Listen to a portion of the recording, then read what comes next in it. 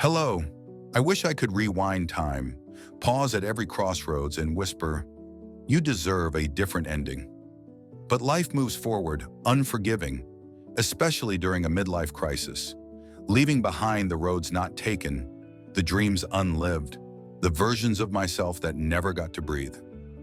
Lately, I feel like I'm carrying around a scrapbook of what ifs. That time I almost packed my bags for Paris to paint sunsets on canvas.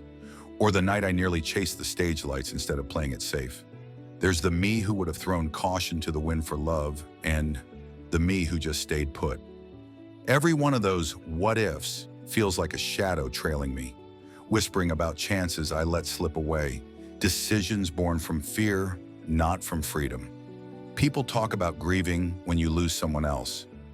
But what about grieving the person you never got to become? The me who never danced in the rain, never cradled a newborn, never climbed on stage and claimed my voice. I find myself mourning all those roads I never took, the poems I never wrote, the bold moves I never dared, the songs I never shared, the moments that slipped away because I was scared or because I felt I had to. And when you're reinventing yourself in midlife, the bathroom mirror starts to feel less like a mirror and more like a judge. Every line around your eyes tells a story. Every silver hair is another reminder of chances taken or put off. Grief at this stage isn't just sadness. It's like living inside a quiet concert of what-if echoes that refuse to let go. It's mourning the person you thought you'd become. But here's the thing, that grief can also be an open door. It's your chance to ask yourself, okay, so now what? It's about gathering up the pieces of who you used to be and using them to build someone new. Someone real, someone you choose. You know, I'm starting to see emotional healing as its own kind of ritual, a sacred way to shine a little light on the parts of me that stayed hidden for too long. Some mornings I wake up feeling like I've got a heavy suitcase of untold stories strapped to my back.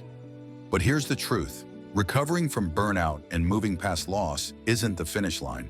They're just stones on the path, inviting me to be gentle with myself, to cradle my heart in kindness, to hush my regrets with a soft, you did your best. Healing isn't a destination, it's a journey. Even when we feel broken, we're still carrying seeds of possibility. Even when we're shattered, we can find a way to bloom. My heart might be bruised, but it's still an open canvas. Every breath I take adds a new brushstroke. Every small act of courage splashes another bit of color onto the portrait of who I'm becoming.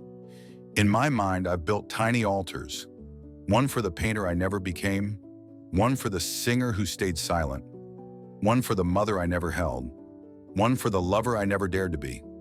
I light candles of intention at each one, honoring what was lost and making room for everything that's still possible. Grief becomes my compass, nudging me back to my true self, pointing me toward the life waiting for me. Maybe I'll never don that red beret on a Paris rooftop, and maybe that gallery show will always be a dream.